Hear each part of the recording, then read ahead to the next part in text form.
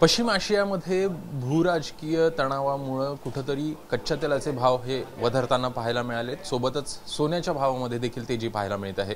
मी सध्याला मुंबईतील सराफा बाजारामध्ये आहे आणि आज जर भाव पाहायचा तर सोना हे 10 ग्राम चा जर भाव पाहायचा तर तो साधारणपणे 78,500 पर्यंत पोहोचल्याचा आपल्याला दिसत आहे। आपल्यासोबत जैन ज्वेलर्स चे जैन आहेत, आपण त्यांच्याशी बातचीत करूया। आजचा जर भाव पाहायचा तर तो सर किती आहे आणि साधारणपणे काय तुम्ही अंदाज बांधता आहे कुठेपर्यंत हा भाव जाऊ शकतो येत्या काळामध्ये? आज भाव सकाळपासून 78,000 उघडला आहेत।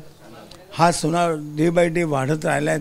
आता सोमवारी ते 72,000 73,000 होता, मग 2,000 वाढले, असं दोन हजार वाढून 77-78,000 झाला आहे GST बरोबर।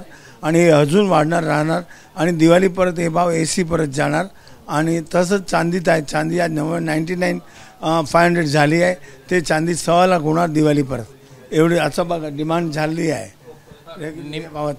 नेमकं जर पाहायचं तर काय कारण आहेत याची की एवढ्या मोठ्या प्रमाणात भाव? मुख्यतः कारण इंटरनॅशनल फेड रेटचा जे इंटरेस्ट आहे ते वाढून गेल्यात, मग अमेरिकाच्या इकॉनॉमीवरती जोर पडला आहे, त्याने मग सोनं वाढणं राहणार।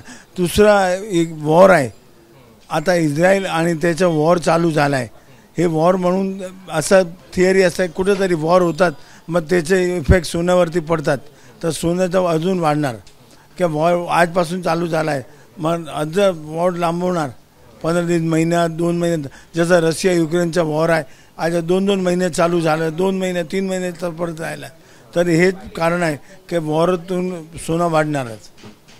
तर एकूण पाहायचं तर मोठ्या प्रमाणात आपल्याला सोन्याच्या भावामध्ये देखील तेजी येताना पाहायला मिळत आहे। एकूणच फेडकडनं व्याजदरामध्ये केलेली कपात असेल किंवा मग सध्याला युद्धाचे परिणाम दिसत आहेत, त्यामुळे कुठेतरी गुंतवणूकदारांकडनं देखील सावध पवित्रा घेत सोन्यामध्ये गुंतवणूक करताना दिसत आहेत। कॅमेरामॅन अजित कदमसह अभिषेक मुठाळ, ABP माझा, मुंबई। ABP माझा, उघडा डोळे बघा नीट।